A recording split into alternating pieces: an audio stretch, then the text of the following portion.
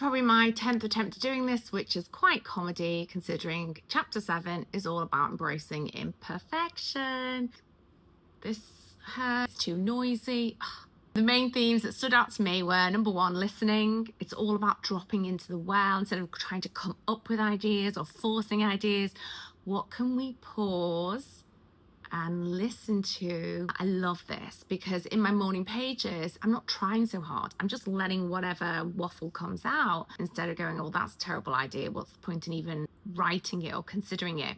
The second point is the perfectionism. Perfectionism being one of the biggest blocks for creatives. And it's confusing because when I worked as a television producer, I had such high standards. Nothing would be put out unless it was of utmost quality. So I've carried a lot of that with me. The problem is when I apply this to my ideas, I put it down immediately. I'm like, what's the point in sharing that with anyone when it's not good enough? And what is good enough? If you have to develop these ideas, you have to nurture them like a little seed, water them and give them sunlight and allow them to grow. Otherwise, it just gets squashed. And I think that's really what I've been struggling with. Perfectionism. Julia says perfectionism is not a quest for the best. It is a pursuit of the worst in ourselves. The part that tells us nothing we ever do will be good enough, that we should try again. Risk is the next big one. Risk and perfectionism go hand in hand. In order to do something well, you've got to be prepared to do it badly. And I don't know many people who are prepared to do something badly. This, me doing these little recaps, is my attempt to do something badly because my producer mind is going, that's not good enough. There's this great prompt to finish. What would I do if I didn't have to do it perfectly? ...